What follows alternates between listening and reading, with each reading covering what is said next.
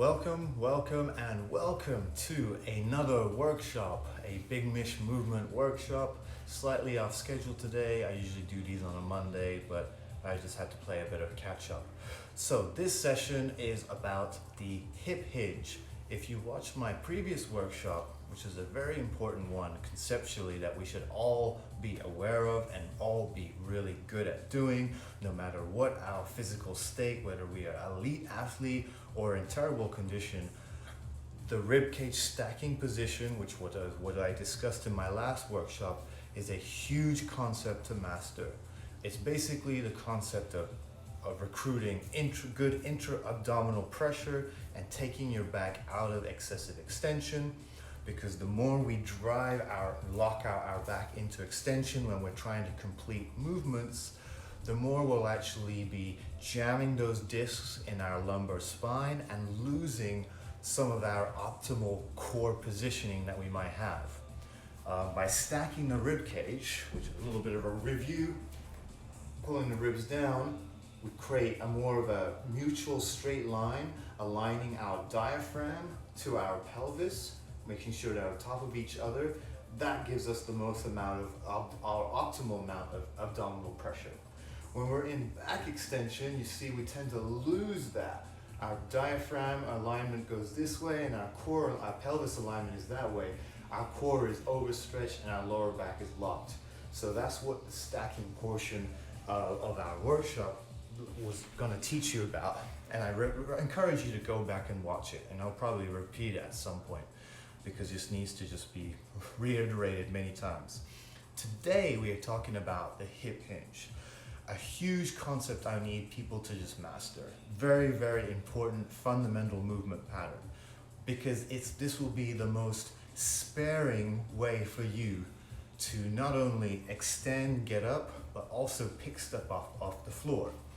So when talking about extending, okay, let's just talk a little bit about this with demo. And we're talking about extending, okay? All right, off the floor right here, extending, okay? There's two ways to do it, or even picking something up off the floor. We have what we call the hip hinge, which will involve pushing the hips back, dropping our chest, and now we can pick something up off the floor. Or we have the squat, which will be a little bit more of dropping your butt down to the ground like this, okay? They're slightly different, but slightly familiar. So it's good to differentiate, because ultimately we want to protect our spine and we want to put our core in the best position to function. In addition, the squat usually uses a little bit, I would say a lot more mechanical things that have to happen, and we tend to sometimes overwork certain muscle groups, and it tends to get a little complicated, and for some people they tend to struggle a little bit. For example, calf tightness is already going to limit your squat, so you'll compensate, and that usually locks your lower back into extension. With the hip hinge, it's actually a lot more easier movement pattern to do, and you're using your hips, which are the primary movers, to complete the task, and they are the most powerful, biggest muscles you have. And in particular, you're isolating them to work at their best. So therefore, if you habitually do a hip hinge to pick stuff up off the floor, pick up heavy items, or really just kind of just extend up out of bed, extend up out of a chair, you're gonna really put your hips into the best firing power to extend you up. Less likely to use your lower back, less likely to push with your quads, which you don't necessarily want to do with extension patterns, okay? I'm going to talk about the squat a little bit later, but that's just the basic gist of what you need to be aware of, just because you're basically making it easier for yourself to fold at the hips, okay, and pick something up. Now, some people will squat like this even, okay, and they'll push their hips. So that's actually a hinge squat. They can't really squat at all, because the squat, like I said, you want to actually maintain stacked and drop your butt down to the ground.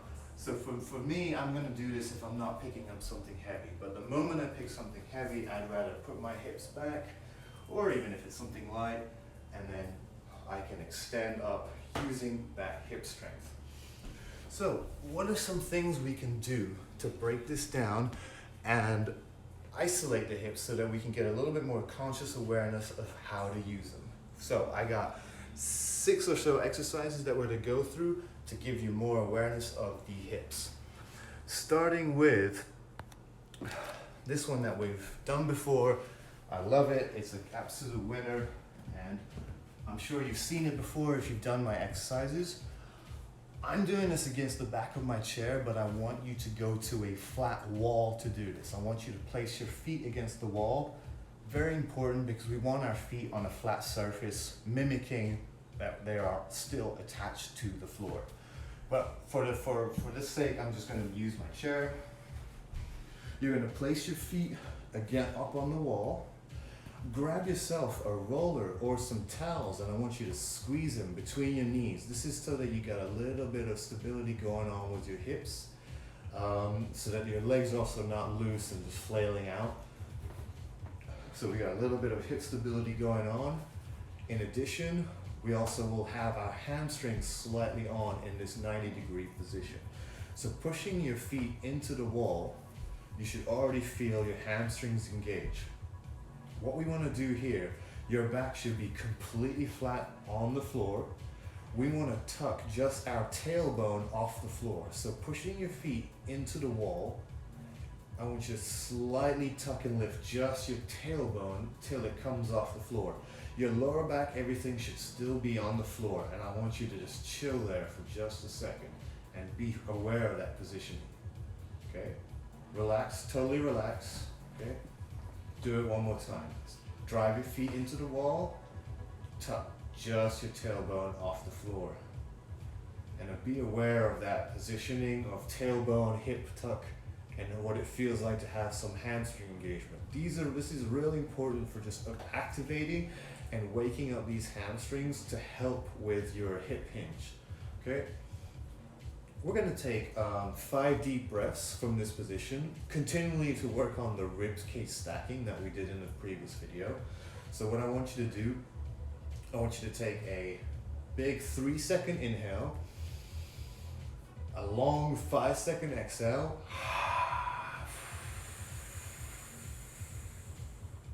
we're going to pause before we breathe in for another 3 seconds, and repeat. So 3-second inhale, 5-second exhale,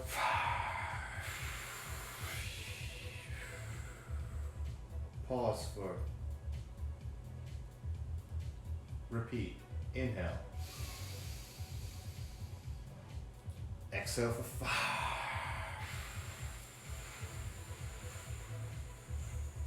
pause for, and repeat. Inhale for 3, exhale for 5,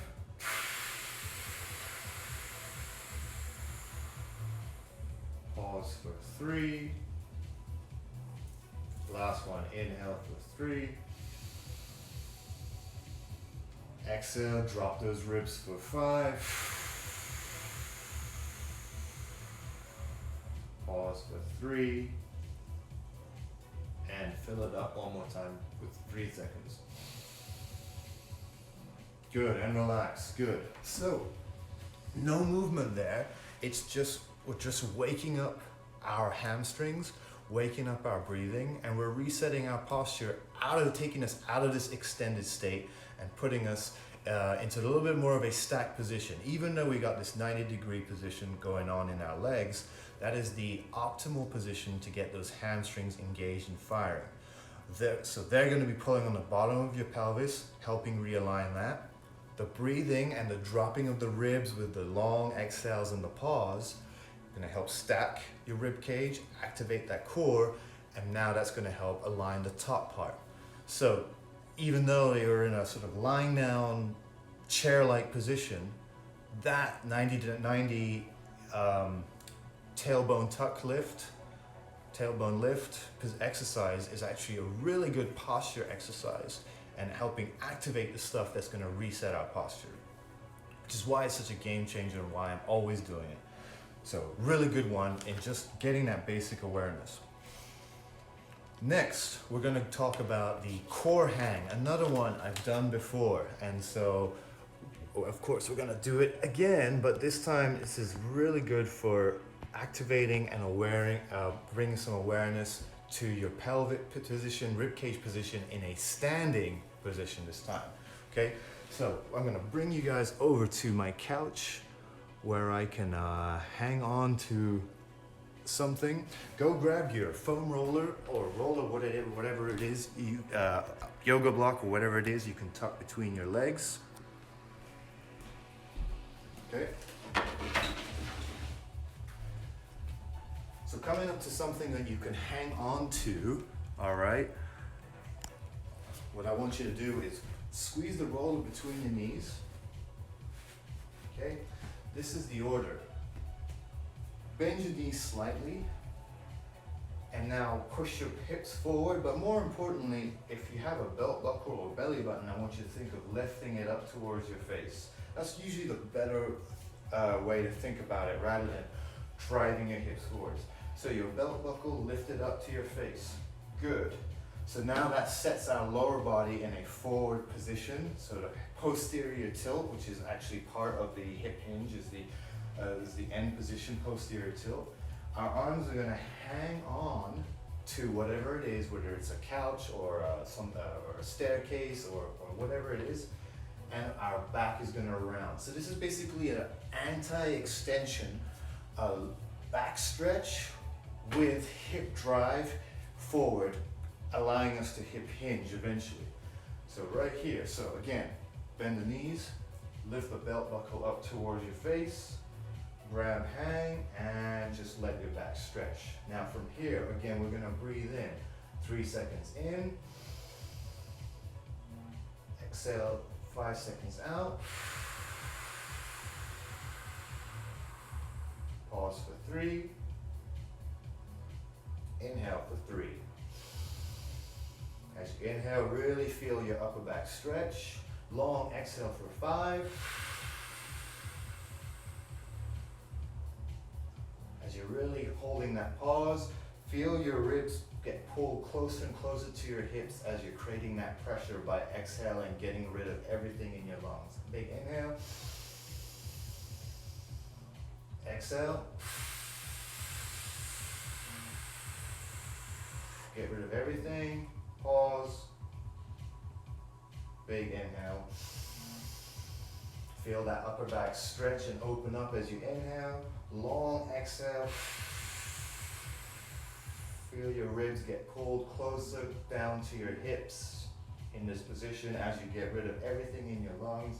Last inhale. Good. So, a pretty relaxing stretch even. So it's basically what you're doing, is stretching your back. So if you're driving all the way, always in this extension pattern, and your lower back's really tight, that means you're gonna lose your core positioning. And actually, if you're overly extended, I did not explain this in the beginning, if you're overly extended, that's gonna do the work for your hips. So instead of getting this true hip hinge fashioned, if your back is always gonna do the work, it's gonna take over the work for your hips, and it's gonna basically cheat for you. So the previous 2 exercises are really important because they're gonna take back extension out of your mental equation. So you're not gonna be able to go to it. It's gonna make you drive with your hips, and it's gonna make you pull your ribs down. It's gonna allow your back to stretch, allow your core to engage, and sort of rewire everything that we need working properly so that we can hip hinge properly. Because like I said, there's all these factors sometimes kind of limiting you, and sometimes that chronic pattern of extension was what will win the game at the end of the day. Before I get on to the next exercise, another reason why back extension always tends to win. It's the easiest movement to complete, whereas a hip hinge is a harder movement to complete. And also, it is a very symbolic of stress state. So very much if you're thinking of our living in this stress on the go lifestyle, and not being more aware of ourselves and using enough of ourselves, it is what it leads us to also be so quote unquote primitive in our movement and use excessive back extension. We're just not stabilizing well enough throughout.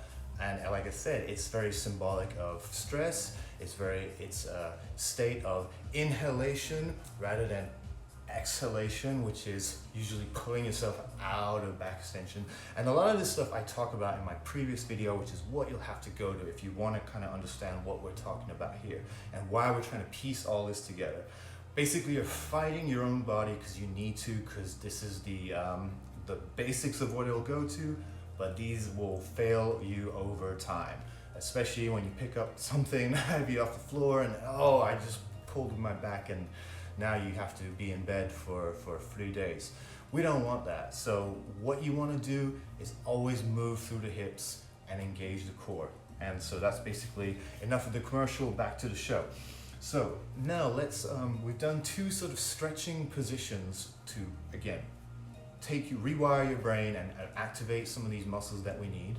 What are now some of the movement exercises that we can do to teach us the hip hinge pattern, okay? For this one, you're gonna need towels or something for your knee, okay? Okay? And we're gonna do a half kneeling hip hinge pattern. Just a basic little warm up of the hips, okay? So getting a pad for your knee, 90 degree with the other leg forward, okay? Good. We're gonna isolate one side at a time. And this is important because ultimately we have to learn to hip hinge on both legs.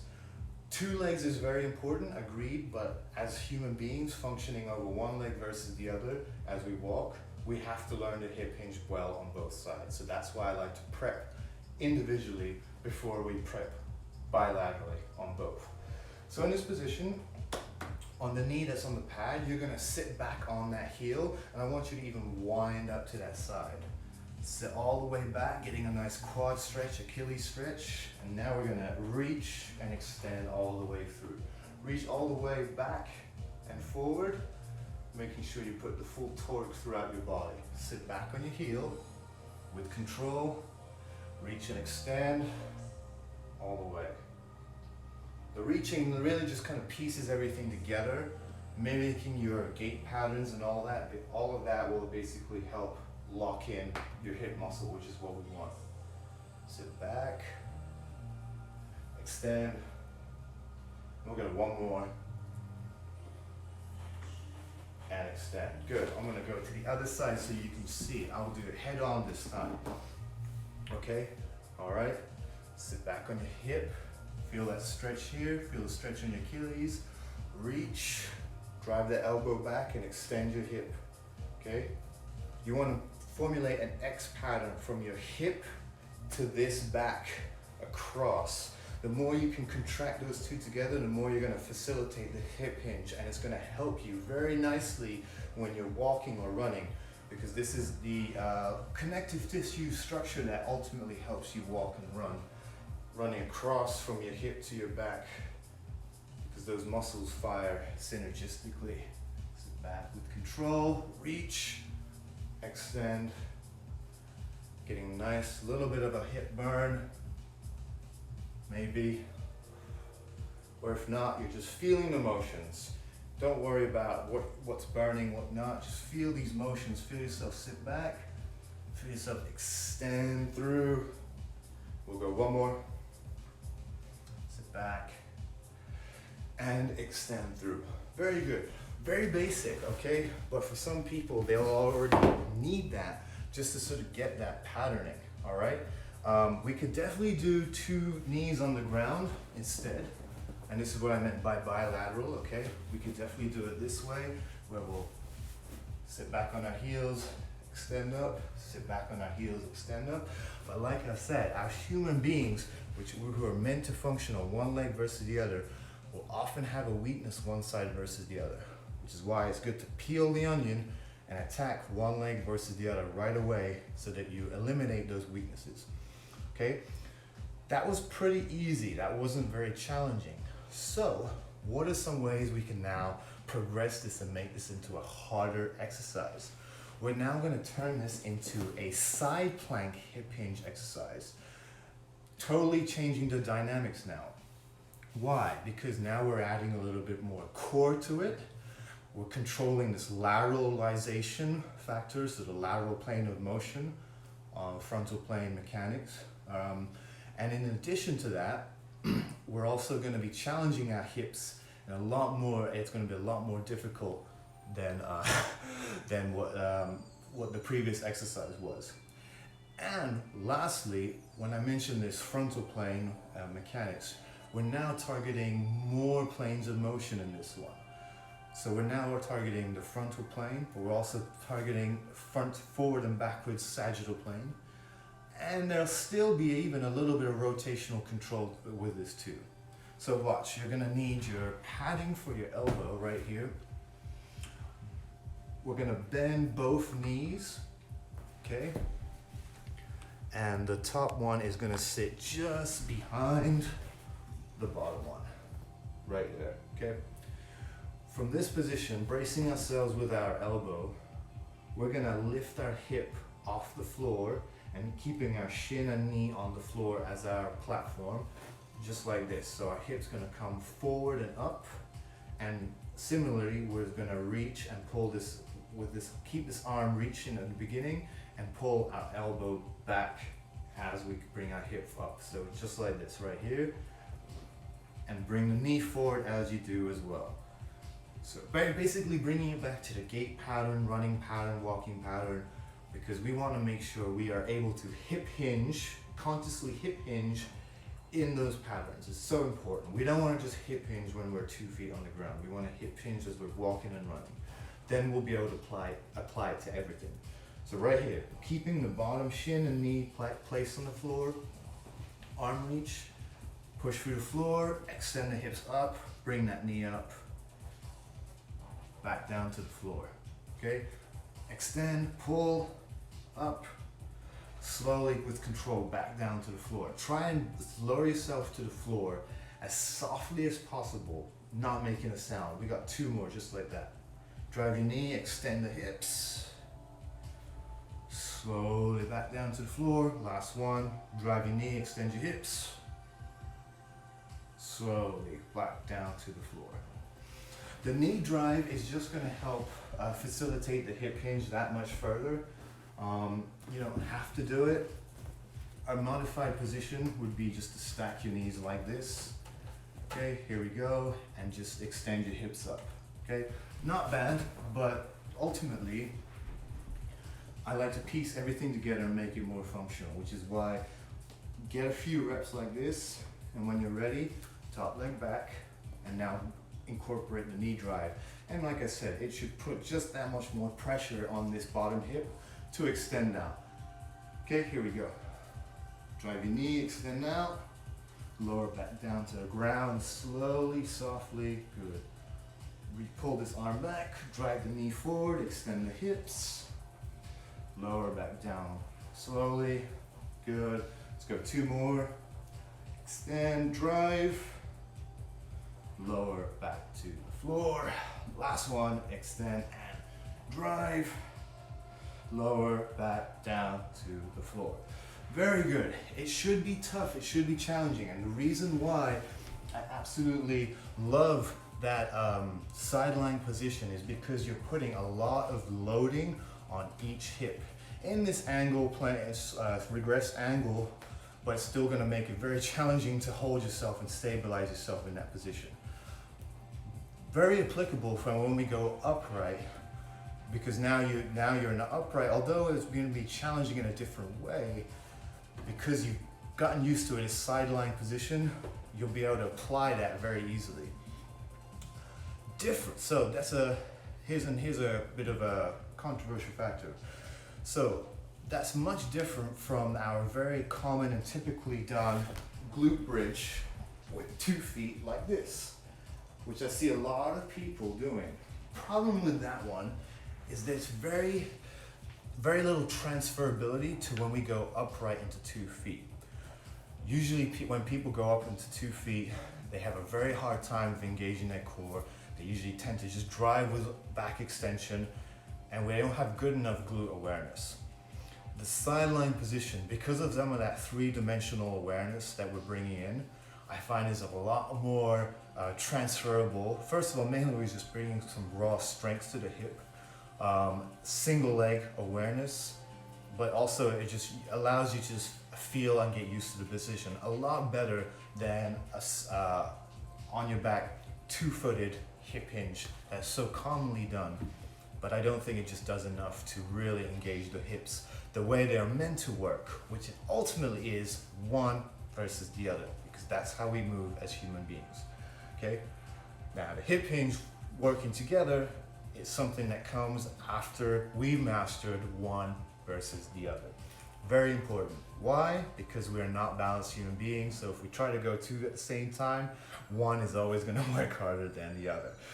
So basically, that's basically covered the regress position. Now let's progress that to upright. Okay, like I said, ultimately you want to be upright and you want to be on one foot versus the other. Reason being is you want to make sure that you're grounded. You want to be up against gravity. You now want to test yourself against gravity, but you do not always want to start that way, because that's when the body will cheat and compensate so that you can complete the task. So we start with these regress positions on your back, on your side, and build ourselves up. So we've done a few exercises now. We should be ready. We should be good to go. So we're going to go into now a single leg hip hinge pattern. So basically taking what we've just done, this, and putting it into upright position. Okay. All right. And applying this. All right. So that's basically all it is. So we're going to find a spot where you're nice and comfortable. Okay. You're going to try and do this on one leg, but we're going to regress to just keeping your foot on the floor for now. And then we'll do it all on balance. So keeping your weight over one leg, making sure that one leg is flat, foot is flat, on the toe of your back leg. We can have hands on the hip on this one, or we can have the opposite hand just reaching forward. I usually like to have that going, okay? We're gonna extend our hip, bring this elbow back, and bring this knee up. Hold and slowly back down to the floor. Good. Make sure you go lower yourself as slowly and softly down to the floor as you can. Pretend it's ice and you don't want to break the ice. Right here, nose over toe, extend, look all the way up, bring that knee up, hip hinging, lower yourself slowly. Good, 3 more. Stand all the way up, hip hinge, back, down to the floor. 2. Slowly back down to the floor. Last one. All the way up. Bring that knee up, because again, that knee facilitates the hip hinge. Back, nose over toe. The nose over toe is a great reference point for you getting that hip hinge position. We're going to go to the other leg. I'm going to try this one, do this one all on balance, but don't force the balance exercise just yet. I would start with flat foot toe, going up onto one foot, and master that before you go on one leg. So here we go. I'm going to go from here, lower yourself, nose over toe, hip goes back, bring that knee up, lock yourself out. Okay, nose over toe, pushing that hip back, extend it, bringing that knee up, bring the knee to 90 degree because that facilitates the hip hinge. Nose over toe, we got 2 more. Nice arm reach. The arm reaches also help facilitate the motion. Complete the motion. Lock yourself out. Last one. Reach back. Hip goes back. Drive that knee up. Lock yourself out. Good. Okay, so probably burns. Probably maybe if one side was a little weaker than the other, maybe one side would work a lot harder than the other. That's why you want to work single leg. You always want to just crack away and get good balance on one leg, get good balance on the other leg. It's a bad factor that we have one bad leg, or sometimes we have two bad legs. It's very rare that we have two good legs. And I encourage everybody who watches my videos to, that's what you want, is two good legs. You want two good functioning legs, but individually, not together. However, now let's bring them together in the hip hinge pattern. So now that you've done all these little exercises to A, bring some hip hinge core awareness to this extension pattern. B, we broke down the hip hinge single leg, first of all, in a horizontal plane, and then now in a vertical plane. Now how do we hip hinge with 2 feet on the ground? So, this is a great way to start. So the problem is, usually again, we tend to overly excessively use our back. If you've gone through the previous 5 exercises, maybe at this point you've gotten some good enough core, hip, glute awareness where you're not going to do that. But let's just say you still have a problem with 2 feet on the hip hinge, 2 feet on the ground and hip hinging properly without maintaining proper mechanics. This is what you want to do. Find your 2 hip bones right here in the front. You're going to push just underneath them. So right here, just underneath, push, and allow your hips to go backwards. So your shin bones should be pillar points. They should be vertical. So they should not be going forward. That's, you're trying to squat. Okay? These should be vertical. So from there, making sure that you feel the ground. This is really important. Making sure you feel the ground through your feet. Push back just underneath your hips. And allow your shin bones to remain parallel. And get that stretch position in your hips. Find that stretch position. Your chest is ultimately dropping down as your hips are going back. And your nose is going to just look at the floor. You're not going to be quite over your toe because you're not in single leg stance. But you're creating a nice pyramid triangle between your feet and your nose pointing to the floor. Okay? And you're also creating a triangle right here. If you look at my body, from my arms to my shins is a straight line, and I'm creating a triangle back there. Okay? That's how you go eccentrically or backwards, elongate into the hip hinge. Find your hip bones, feel the floor, engage with the floor, push, make sure your shin bones stay vertical. Feel your hip muscle or your butt muscles stretching, creating that triangle. Now, ultimately, your fingers, you want to just run down your shin. Once you've grasped this position of where you want to start your hip hinge, you want to just run your fingers down your thigh and ultimately run them down your shins. As your hips go back into a farther stretch position, right here. Now, to extend out of that, again, be aware of your feet. I don't want you to think of extending out of a hip hinge by squeezing your hips. Contrary to popular belief, here's why. If you can ground yourself into the floor, you'll connect through the floor a lot better, and you'll get so much more better engagement out of your entire posterior chain than if we force a squeeze and then potentially even force more back extension. Okay? So from this position, I feel my toes, I feel my heels, and I just push through the floor like I'm a rocket ship exploding through. And then I just nicely extend. Good. Again, let's drop down into the hip hinge. So find your hip bones, push. Hips go back, stretch, stretching. I stop when my shoulder blades are aligned just over my knees, right here, okay? From here, I engage with the floor, push through the floor, push through the floor, and you'll extend up nicely without overly extending. Again, back from here,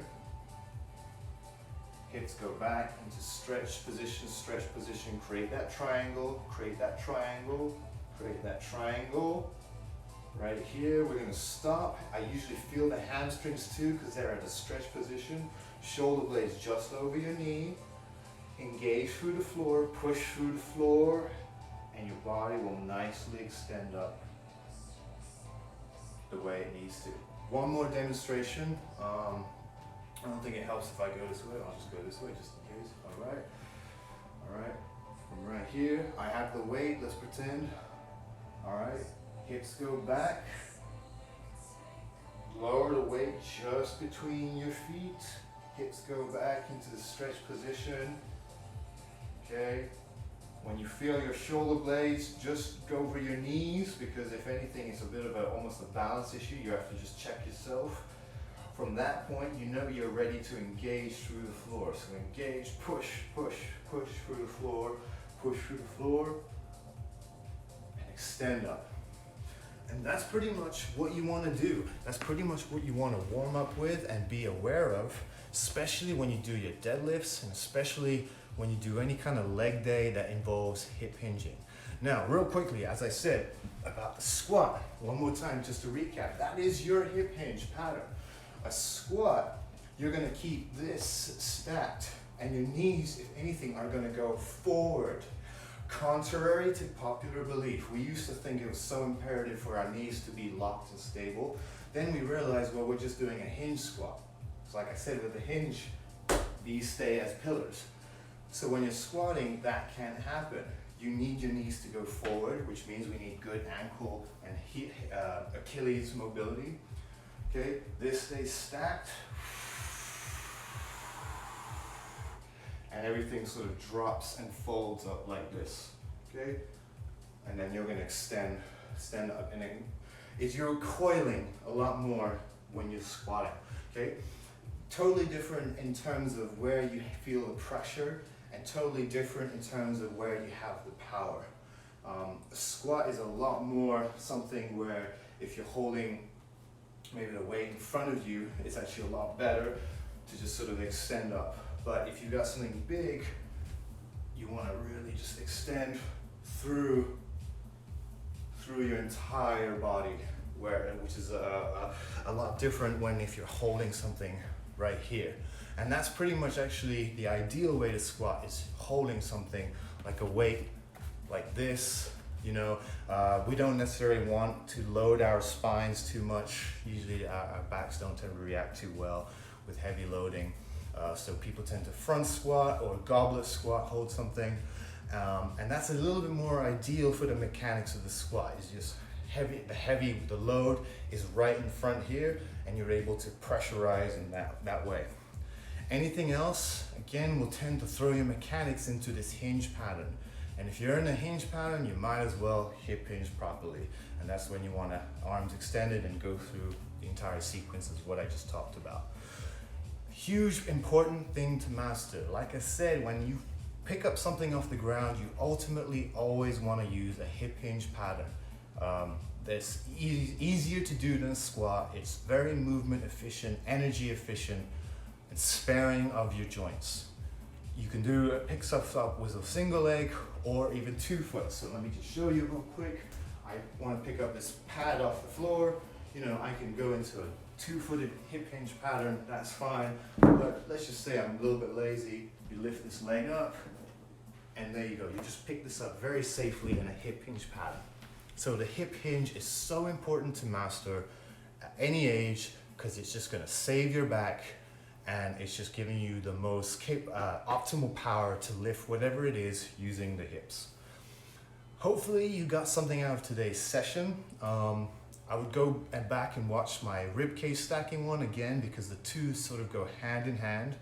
If you can grasp this concept and the rib cage stacking concept, you're gonna really do your body a big favor and put it in a safe place. Safe from harm, safe from compensation, safe from awkward movement patterning. So basically, huge concepts to master that you then want to apply into your weightlifting routine. However, let's just say you're a seasoned lifter and you're somebody that wants to improve their heavy deadlift or whatnot. Still, what I just talked about is going to be very key for you. ribcage stacking and movement prep in these 6 exercises that we've gone over. It's going to be really key to you actually getting a heavier deadlift. We just want our hips to do most of the work, so the more you force it with compensation, the less that's going to happen.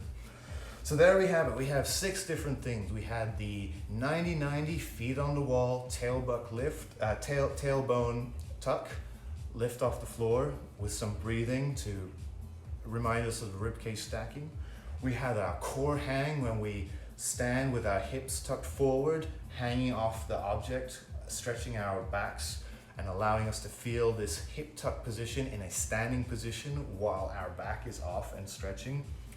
Then we took our hip hinge and isolated it, one side versus the left in a half kneeling position, progressed that into a side plank position to put a lot more pressure on the hip to force us to stabilize, took that into single leg upright to force us to stabilize against gravity, one leg versus the other, and consciously feel what it is to hip hinge one side versus the other, to eventually taking it to 2 feet and then working through the movement nicely, making sure our breathing is synced up, exhaling through, and like I said, feel the floor. You have to feel the floor. The floor is what we are connected to.